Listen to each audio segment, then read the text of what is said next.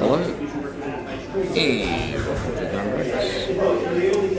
Just chilling? Well, just in the cafe, what is it? Cellar Door Cafe. Brighton Beach. Now, yes, just a bit of housekeeping. The tour, the Kimberley's tour. So looking at trying to schedule this with the Fringe Festival. So maybe July, maybe the 2nd of July tour. Arrive in Kununurra, just do the 7 days.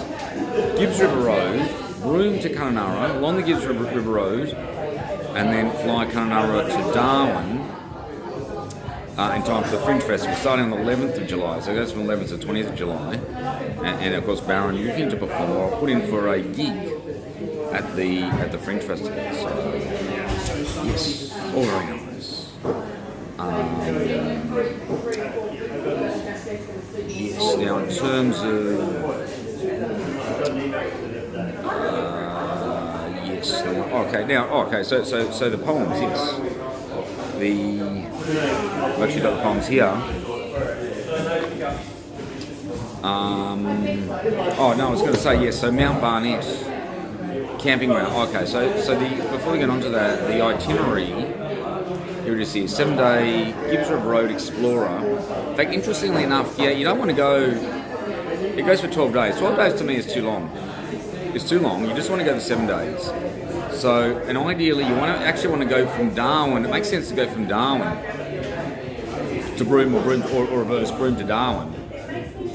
And yes, you get the Gibbs River Road, but you also get the Bungle National Park, Kidna Chasm, Catherine Gorge, and so on, and also you'll come through Catherine Gorge. So it actually makes sense. You don't want to be backtracking. You don't want to go Broome to Kununurra and then back to Broome. You want to, or vice versa, Darwin to Kununurra. You want to go Broome to Kununurra, and that's what most tours do.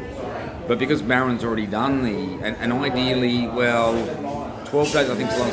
Some even go for 2 weeks, 14 days. But you want to keep it as short. I mean, you're on tours. It can be a little bit sort of unpredictable. So the shorter the better. But I don't know if they're going to run 7 days anyway. So maybe if you can get it 10 days, don't go with adventure tours. I know everyone that I'm talking to now is just telling me just stories. Disasters adventure tours, because that's what they are. They're budget, and they don't have. Well, you've got to do your own cooking. That itself is not a problem, but the organisation of it is the issue. They don't have a second person on the tour. You got the one guy does everything: the driving, the cooking, everything. So, and that's why they budget, and for a very good reason.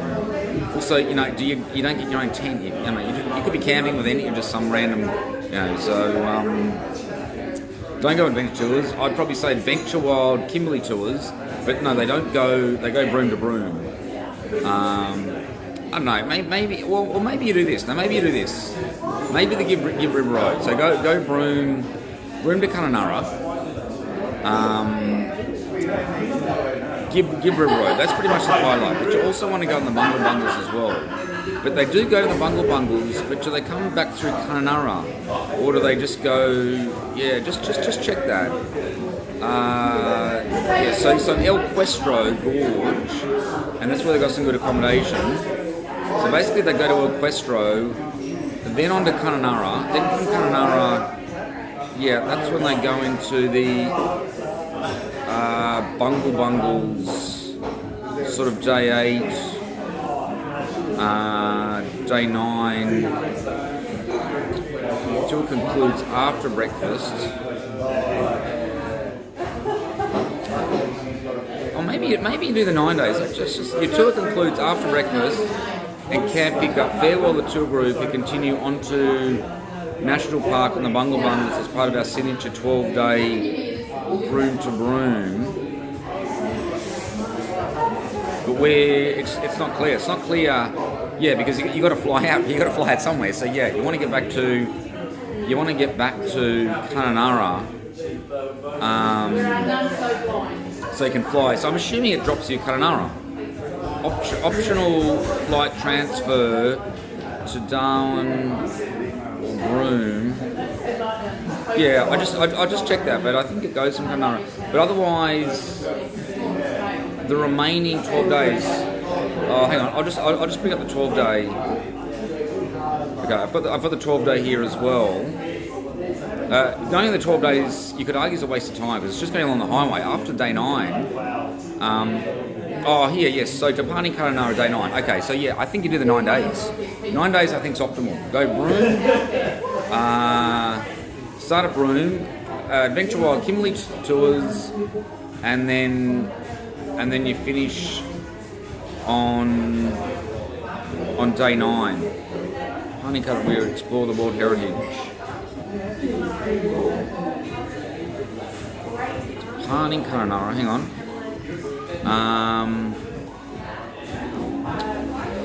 It's not really clear. I mean, it is clear, it's just a bit cryptic. Okay, your tour concludes after breakfast on day 9. But then it says day 9, departing Kununurra, we're ready to explore the World Heritage, Kumuru National Park, Bungle Bungles. Yeah, okay, so it does it after day 9. Yeah, okay, so maybe... Yeah, I see. So... Yeah, okay, no, actually, do, yeah, okay, so after the Bungle Bungles...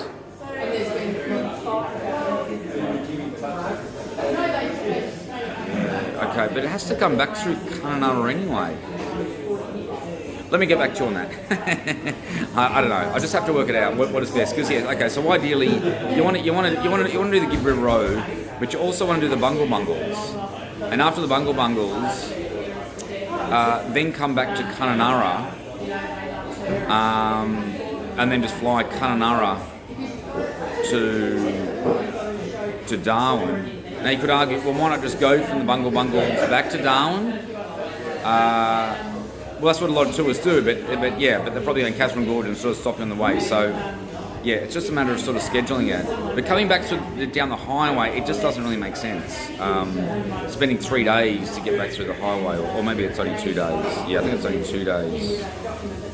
Okay, so moving on from there. Okay, so looking to perform at the Darwin Fringe Festival. Okay, so getting involved, artists, 2025 applications. Just having a look at that now. It's got hub application, general application, performance application. Maybe we just go the general application. General app. Where do you apply? Okay, performance application form. Just downloading that now. It's a bit of a process. It says our program is open access but will not accept performances that aren't safe emotionally or physically, directly compete with existing festival events or core programming, don't fit with the Fringe mission or vision, don't align with our no trash policy. So yeah, can't talk trash, man. Okay, so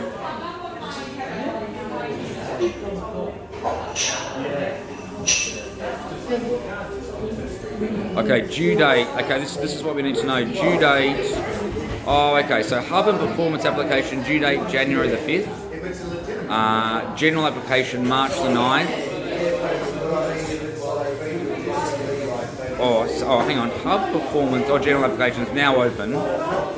Hub and performance application due date midnight January the 5th. So yeah, you don't have much time.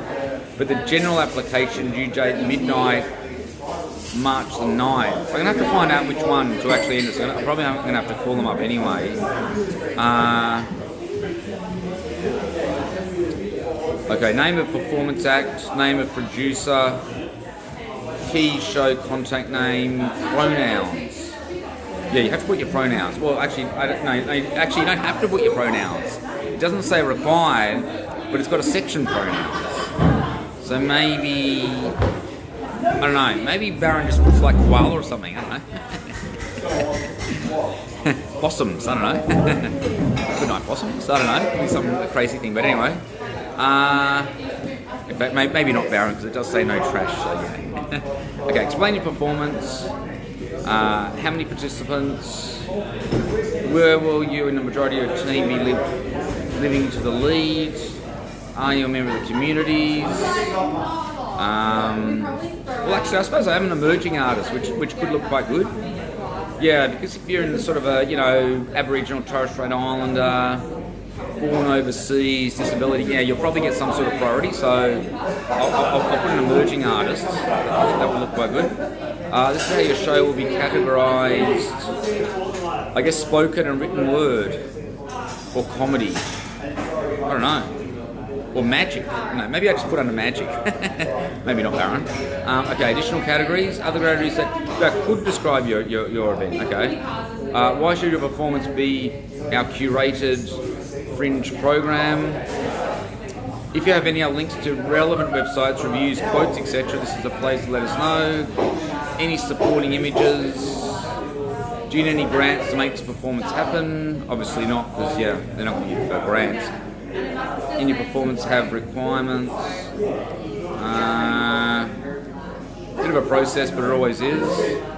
What is the duration? Fee. Yeah, this is important because this application is for performances that will accept a fee and not take home any box home income. If you would like to present a ticketed show where you take home the box office, then we recommend. What sort of fee do you expect to receive?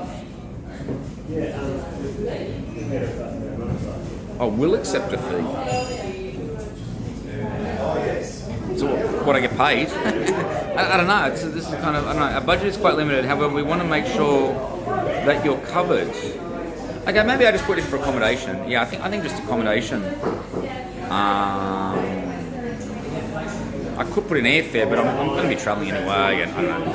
I could put in airfare, maybe airfare, accommodation, and is this fee negotiable? I'll just put yes. So I'll just put in $1,000 accommodation, $1,000, and yeah, maybe a couple of grand, Baron.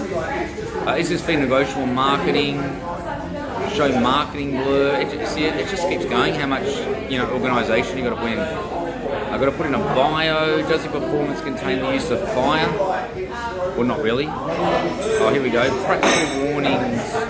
Nudity, adult themes, strong language, strobing, smoke or haze. So, yeah, maybe I should... some nudity. Yeah, I don't know. Maybe adult theme. It doesn't really have... It is kind of... is it adult themes? Not really. Not really. Contact trigger warnings, mental illness, sexual violence, domestic violence, examples of racism, examples of sex. I mean, it's just crazy. Yeah, it's just got like, kidnapping. I mean, it's just crazy. But anyway, who is your performance suitable for? Okay, marketing image. Okay, so we should be able to pull this off. Yeah, well, at least put in an application. Okay, so getting on to the polls. That's what you've been waiting for. Oh, incidentally, okay. Oh, now it's all on the website. But why don't I just do that? Instead of having this piece of paper, I printed out this piece of paper as you can see with the poll. But I can bring up the website, but I might. Oh no, I won't have my computer because I'm going to be travelling through the Kimberleys. But anyway, I'll just bring it up now.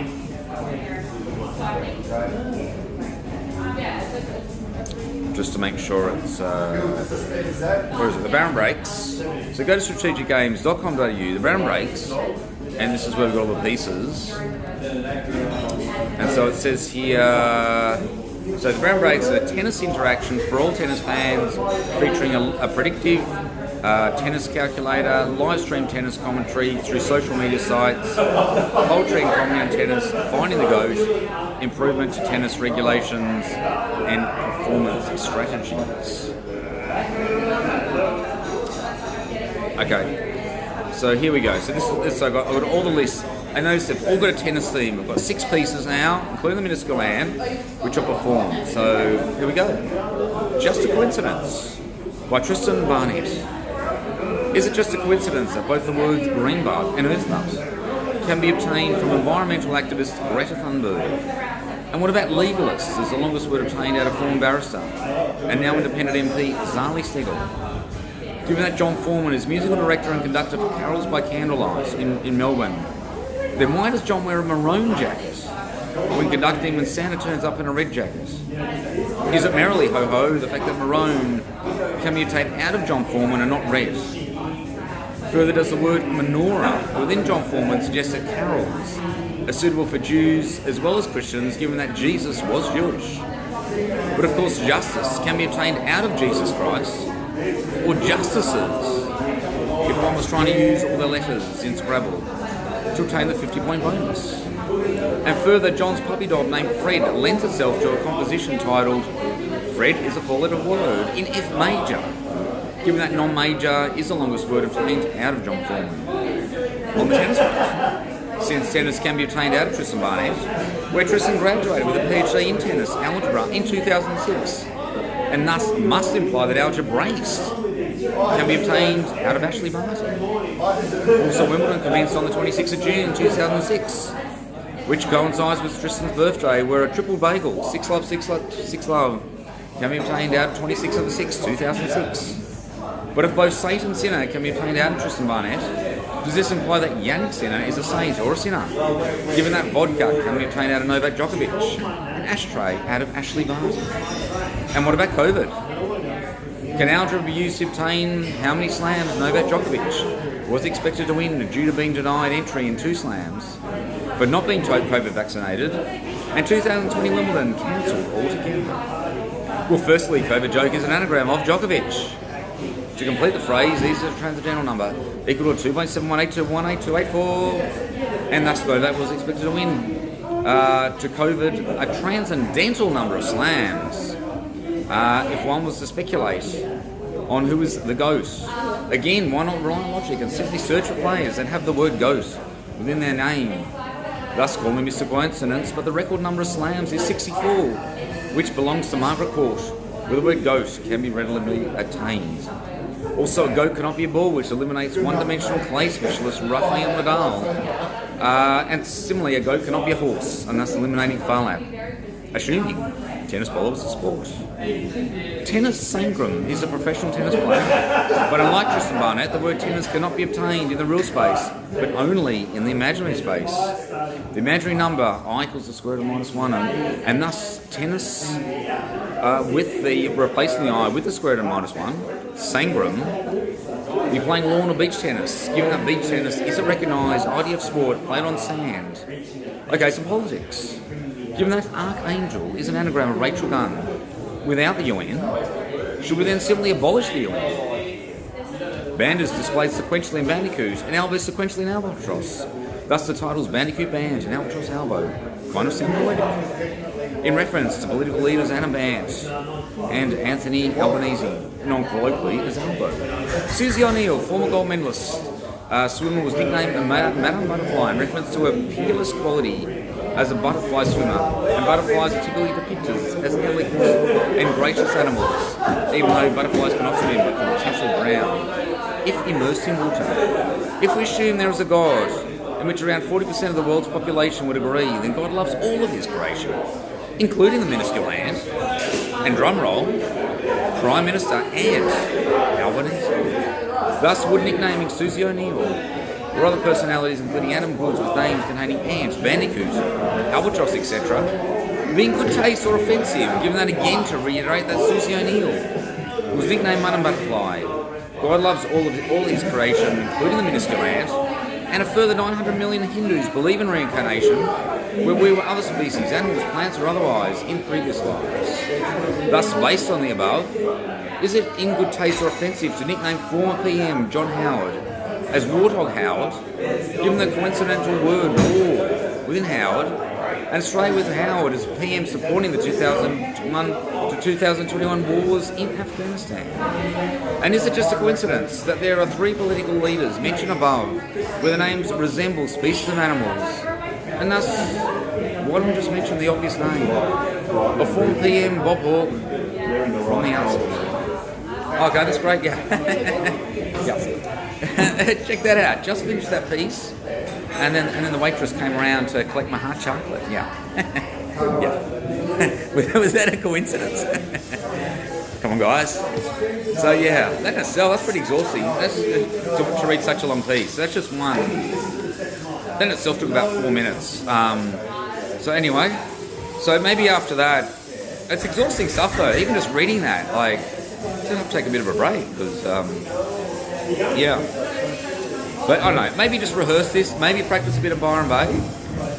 There is the maybe practice at the Arts Factory. I can probably get a gig at the Arts Factory Byron Bay in the open mic, so I can practice that and maybe perform Byron Bay. I don't know. Just take to the streets and start performing. It's probably the best way. I might need a bit of a setup with a mic or something and a speaker, but okay, so we'll continue. Hope you guys are listening because, you know, it's all very important. On this Saturday being the Sabbath, so, you know, hello to obviously everyone, welcoming the Sabbath, and also to the Jewish population and the Christian population. Okay, so is the Davis Cup half full or half empty? By Tristan Varney. Consider a game of tennis on a cold and rainy day, since taking the dog or horse for a walk around the local park is no longer an option. Then by applying elementary methods of counting paths, binomial theorem, Markov chains, and summing an infinite a geometric series, one can readily obtain the probability of player A winning a game of tennis as a function p, given p plus q equals 1, a player A winning a point as f of p equals p to the 4, 1 plus 4q plus 10q squared, plus 20p to the 5th q to the cubed over p squared plus q squared. This implies to f of p equals p to the 4, 1 plus 4q q squared over p squared plus q squared, since 30 all and deuce are equivalent states. And thus, how many times can one remember playing competition, or even club tennis, where a confrontation has taken place on whether the score is 30 all or deuce? Further, advanced methods using absorbing Markov chains represent f of p equals p to the 4, 1 minus 16q to the 4, all over p to the 4, minus q to the 4, where it appears that p equals a half is undefined, since the denominator equals 0. However, on closer inspection, the numerator also equals 0 for p to the half, and we end up with the equation 0 over 0 equals a half.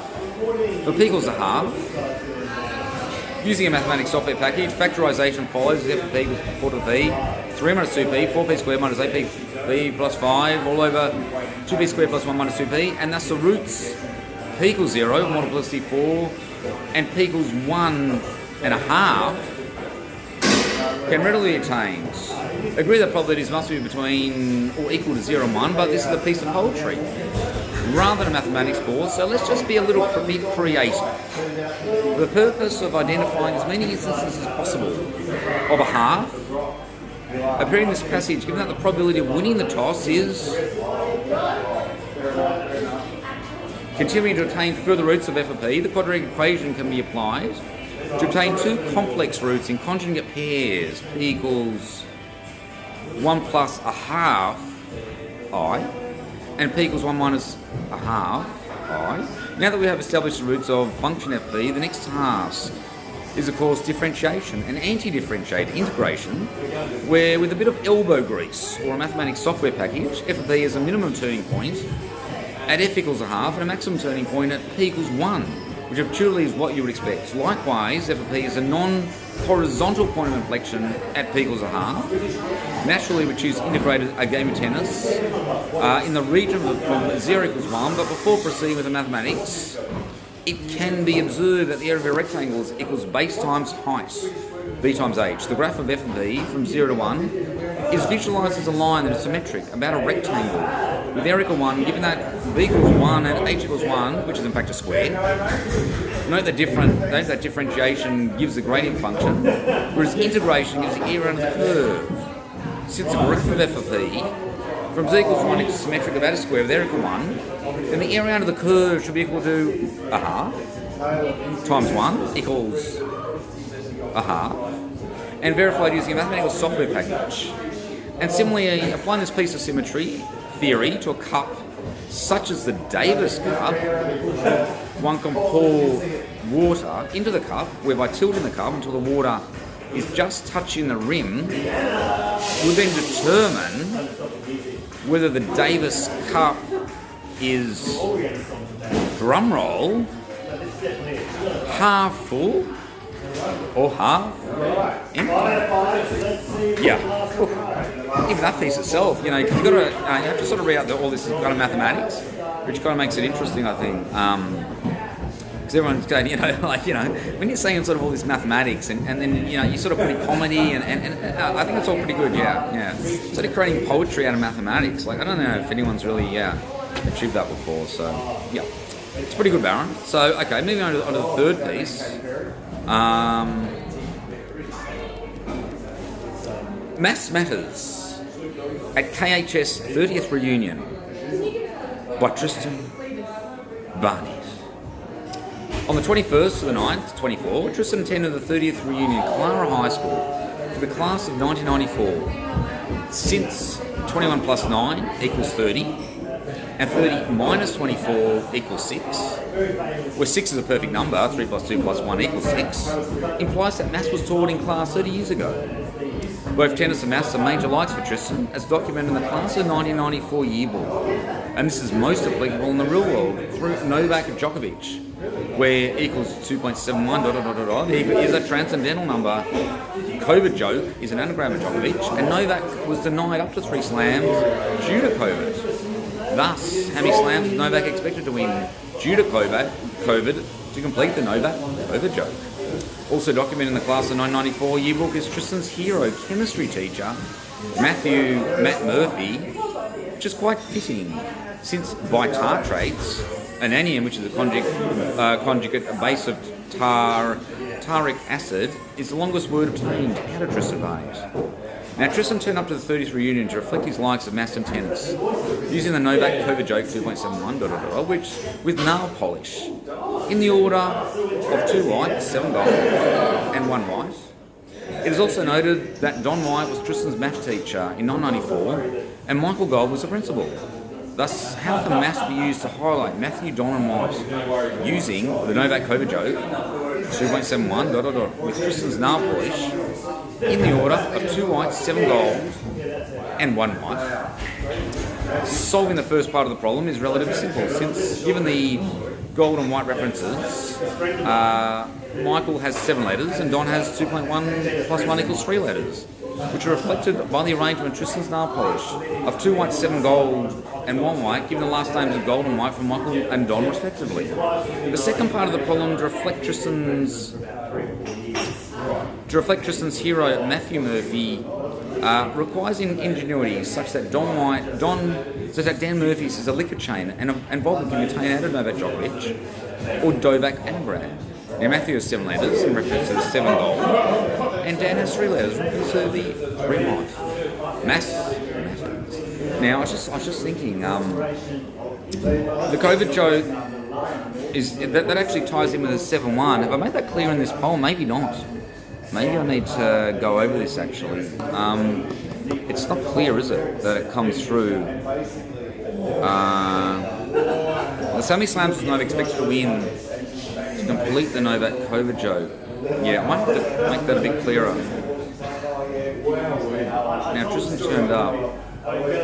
Yeah, I might have to go over that a bit. Okay, but this is what happens when you proof. You know, it's you're always going to make mistakes early on. So anyway, it's interesting. Okay, and I guess this is why we're sort of proofreading it now before we get to Byron, then Darwin, and then Vegas. So, Okay, so moving on.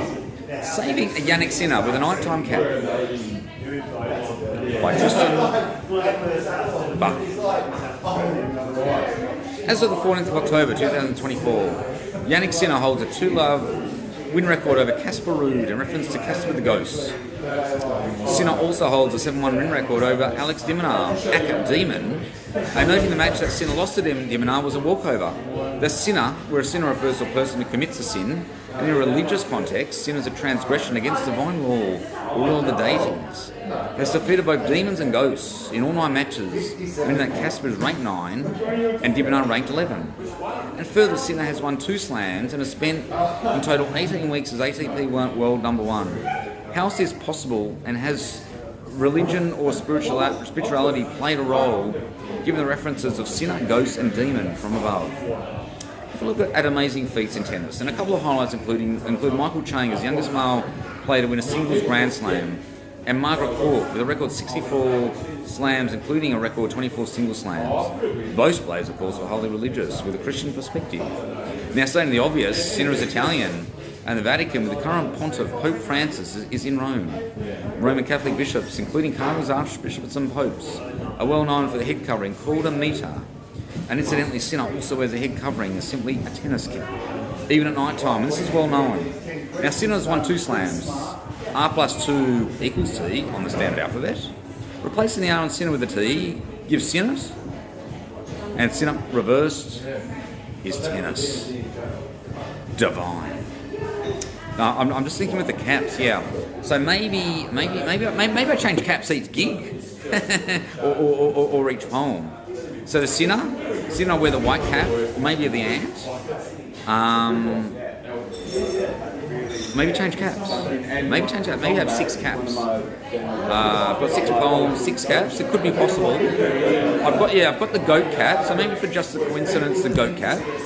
Maybe the Davis Cup half full. I don't know. It would have been good to have that Urella cap. No one would have picked up on that. Maybe a tennis cap, some sort of tennis cap. Don't know. Well, anyway, we'll work on that. Maybe something that says pie or something. I don't know. We'll work on that one. Okay, Maths Matters, KHS Reunion. Maybe a Clara High School cap. It's like Clara High School. No, I just want a cap. Yeah. Anyway, we'll work that one out later. Saving Yannick Sinner. Yeah, so the white cap. And then Minuscule Land, I've got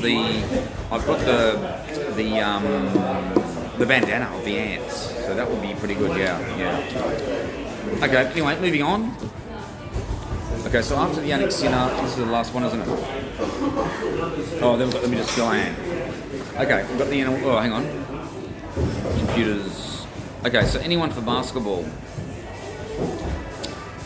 By Tristan Buckley. An interesting proposition amongst the sporting prowess is how well would a player perform in other sports, given their chosen signature sport. For example, Ash Barty had a high level of success in both tennis and cricket, and was even contemplating professional golf since the retirement from tennis in 2022. Team sports can be interesting in the way players with different skill sets come together to try and win the overall match. Basketball epitomises this objective, and thus we attempt to fit a basketball team using elite tennis players based on their unique skill sets as performed in a tennis match. Firstly, basketball requires precision and accuracy in shooting baskets, ideally behind the 3-point line. This facet can be paralleled to players in tennis serving a high percentage of aces, and thus no better than Mr. Ace man Goran Ivanisevic, who arguably won the 2001 Wimbledon Championships as a wildcard based on the high proportion of aces served throughout each of his 7 matches. In contrast to a 3-point shot is the ability to slam dunk. And although Goran could potentially have success at this facet with a height of 1.93 metres, the player exhibiting features from tennis to perform a slam dunk is no other than the Pete Sampras overhead slam dunk, where tennis forums have identified that Pete could potentially dunk a hoop 10 feet off from the ground. The Nick Kyrgios tweener could be handy for ball skills, along with the Boris Becker dive volley for ball recovery. But the handiest player, which would make up a 5-person basketball team, given the trajectory of the basketball from one end to the other, is of course Novak Djokovic and his ability to bounce a ball an unlimited number of times, as depicted by Novak bouncing the tennis ball 29 times Before serving a match point against Andy Murray in Miami Masters 1000 final. Many said it's his record. Yes. Okay. So yeah. So maybe just got to fix up that one in that Clara High School. That was very difficult though. That was a very difficult one to ride, in fact. So okay. So maybe we'll leave there. 34-minute Zuma standard these days. Okay. Oh, hang on. Maybe we change shirts.